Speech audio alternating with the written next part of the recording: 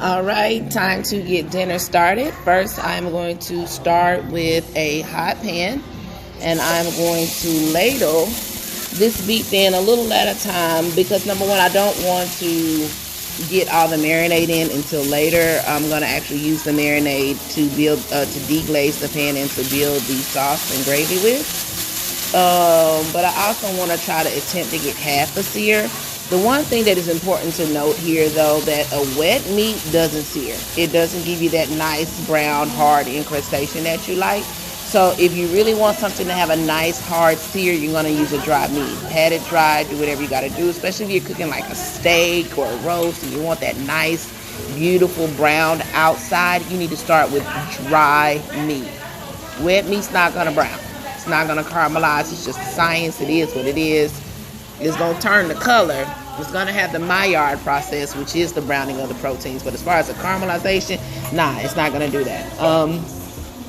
Behind that, I added my carrots, celery, diced onions, and mixed tricolored peppers. I'm going to stir that together and let it do its thing. Next, I'm going to add the remainder of the marinade, and I snuck off and found a little bit of Pinot Noir for flavor. Again, this is where this comes into play, where you're asking about recipes. And again, a lot of things I build the flavor as I go. So I wanted more wine. I wanted more wine for the sauce to give it a deeper flavor in the sauce. Also, let me talk to y'all real quick because I'm finna roast myself here as I'm doing this voiceover. I see my feet. I see my feet in these slides, y'all. And these slides have got to be like a whole size too big. And I have been dying at myself at my feet. So if y'all see my feet, don't talk about my life. Don't talk about my slides. I know they too big. I got them on. They mine. I'm at home. Don't talk about me. All right, so I've already cut up my mirepoix. Got my beef in here and vegetables, and it's all simmering.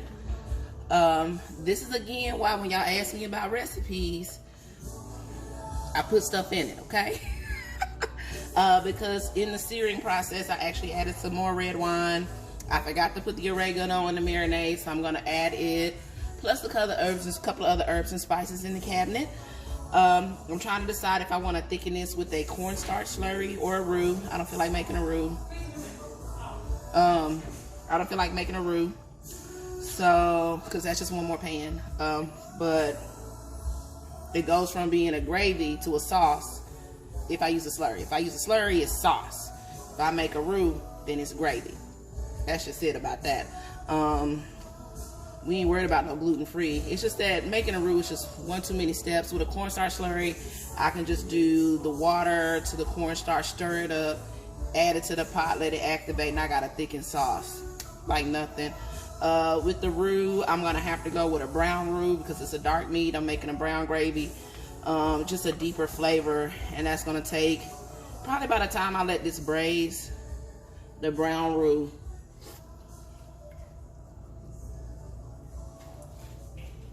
With that, the brown roux just takes a little bit of effort. I'm not gonna add too much to it. Just hit it. I should hit it with salt, but I'm letting it cook down a little longer. And the one thing that I never do, I don't salt early. I will season my meat. Don't get me wrong. Y'all didn't see me add salt, but sometimes, especially with this is braising and this is simmering, if I add salt now, it's going to cook down. And so it's going to become more salty. So it's going to concentrate that salt in the water down. Y'all know how I feel about just pouring spices. A little onion, a little more garlic, and actually I'm gonna be, where is my oregano? There's my oregano. Give a little oregano. All right, I decided to go with a roux instead of a slurry because it's beef tips and gravy. And that's just a flavor profile that I want. I want that gravy-esque flavor. Believe me, the flour makes a difference. Alright, I decided to go with a roux instead of a cornstarch slurry because it is a gravy, beef tips and gravy. So I've got my butter melting down. And if you don't know what a roux is equal parts fat to flour. And you're kind of browning the flour in the fat. It can be bacon fat, it can be butter, which I'm using, it can be oil. Again, the ratio is 1-to-1, equal parts by mass of flour to fat. So as this butter works its way down, I'm gonna go ahead and add my flour. Did I measure it? No. Did I weigh it? No. I'm going to use my eyes on this situation. I know I got a 1/4 cup of butter, so I'm just gonna work with a 1/4 cup of flour. And what you see here, actually, as soon as you add the fat to the flour, the flour to the fat, we have a white roux. And it actually has the strongest thickening power. Before you cook any of the flour, this is the strongest thickening power. And as we go and cook this roux, the longer we cook the flour, the weaker the thickening power is. So if I was to add this into this beef tips that I'm making, this will not only lighten the color, but it would actually make it quite floury, quite doughy. When I say doughy, just that flour, that raw flour flavor, you're gonna dump it right into the pot. And so you do want to cook the flour, start waiting on that nutty smell, almost like burnt popcorn. So right now I'm just waiting on it to brown. We're gonna go all the way to a brown roux. Right now this is blonde. It's gonna take, while I'm waiting on it to braise, this to brown. You also want your roux to look about like wet sand. This, to me, when people say wet sand, it's almost suggestive. I've seen people literally look like they're making a sand castle, but I like mine to look almost molded. You know, I don't want it too dried out. I've almost got that ratio about right. And again, this is why when you don't know what you're doing, if you got a scale or not, if you're out of practice, go and weigh that junk out. But eyeball it if not, because a 1/4 cup of flour is not the same thing as in it's not the same as in mass with a 1/4 cup of butter. I know for sure that that's a 1/4 cup of butter, and I didn't weigh that, and I can't tell you what a 1/4 cup of butter weighs. And I know a 1/4 cup of flour doesn't weigh the same. So just an even 1-to-1 ratio. And right now we are at blonde. And as it cooks, you're going to smell it. Okay, use your eyes, use your senses here. Use your eyes and your nose as you watch it change and as you smell it change. Okay. Again, that burnt popcorn, nutty, caramely smell. Once it gets to actually the smell of burnt popcorn, your roux is actually done. Especially if you're going for a brown roux, a dark brown roux, the more burned it smells, the better it gets. Okay. I don't know with this lighting how much you can see that this is starting to turn more brown, but I can really start to smell that smell of burnt popcorn now. We're almost at a light brown roux, and I've got it at the consistency that I like of wet sand. To me, any drier than this, to me, I think the roux starts to burn a little bit, and it's just, I don't know. But this to me is the consistency of wet sand. Wet sand is suggestive. But as long as you got your ratio right, 1-to-1, dude, do the math. If you're not sure, if you don't know what it really looks like, do the math, weigh it out if you got a scale. But it's really, and also with equipment wise, it looks like a whisk should be the tool that I want to use, but no, because all of this is going to get caught up in those prongs, and this joint is hot like napalm. Okay. And once a roux gets on your skin, bro, it's not coming off. It's like getting hot caramel or hot syrup or hot anything on your skin. Oh yeah, it smells like burnt popcorn in here, which is actually good. I keep saying it again. If you're making a roux, make it house stink. Make it smell like, oh my God, did somebody cook popcorn for 10 minutes? Let's see if I can't get you to see that color. We're inches for a brown roux, for a brown gravy. But the one thing about a roux, the longer you cook the flour, the darker the roux, the weaker the thickening power. So I'm going to actually throw this in a few minutes. Well, actually, I'm going to temper my roux. Ooh, let me show y'all that step. All right, so what people tend to do is they usually take this roux and they dump it right into the sauce. And to me, that is how you get lumpy gravy. That's one of the things I actually learned in culinary school, y'all. I know, we talk about it every time. It keeps coming up, don't it? Well, this is actually when you want your whisk, too. So I've got this hot sauce base. And now I've added it to my roux, and it's gotten all excited, and it's doing its thing. And I'm gonna do this a couple of times.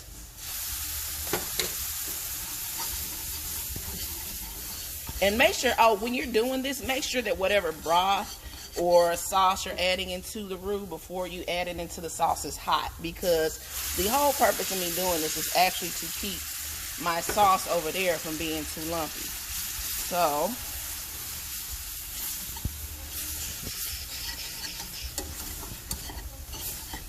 I know, and you're like, oh my God, it's just evaporating. No, it is doing its thickening thing like it's supposed to.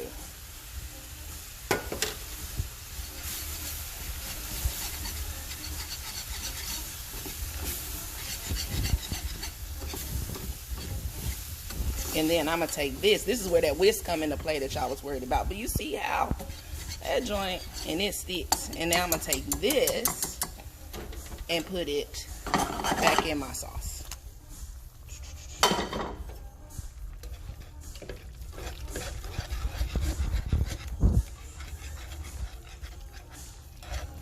And that is how I get away with making lots of sauce with lots of roux and lots of gravy without having lumps.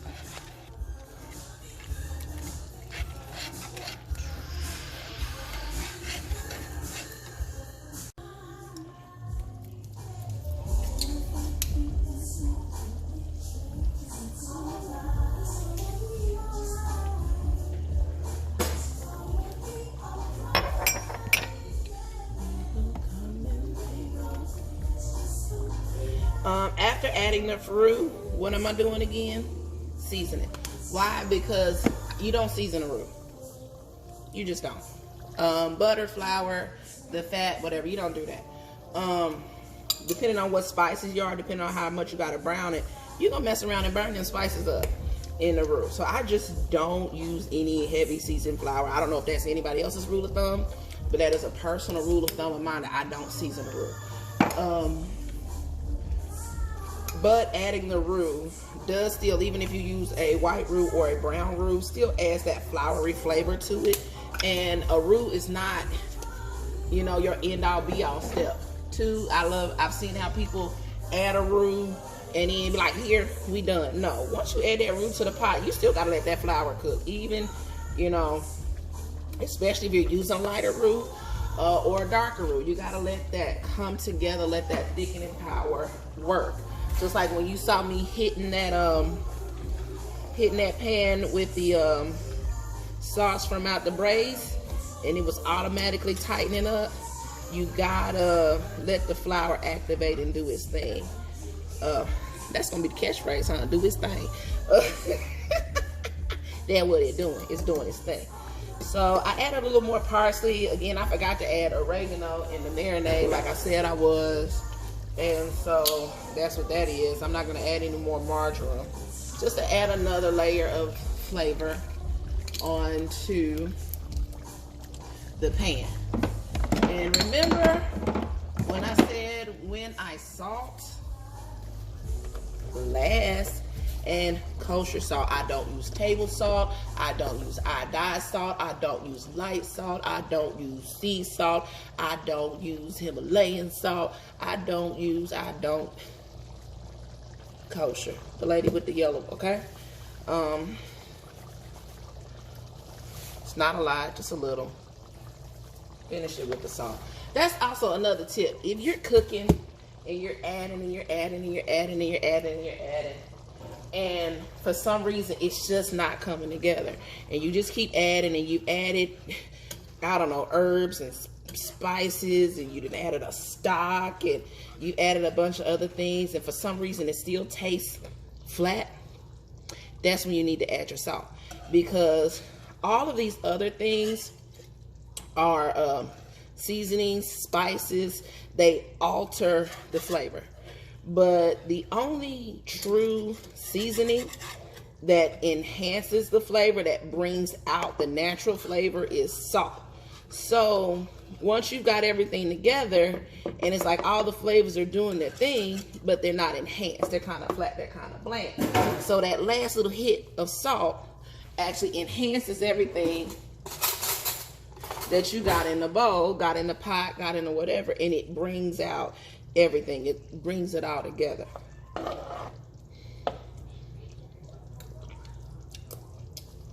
That's life. We're gonna let that cook out a few more minutes, and then we got dinner.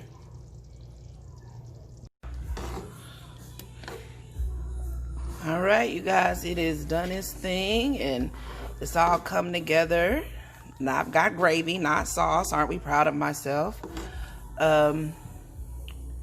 So let's get dinner on the plate. I did use some leftover rice. My niecey poo eats rice all the time. Like, she eats for rice for breakfast. She'll eat just a plain bowl of rice. So I had some leftover rice from when she had breakfast the other day. And we're gonna use that as the rice.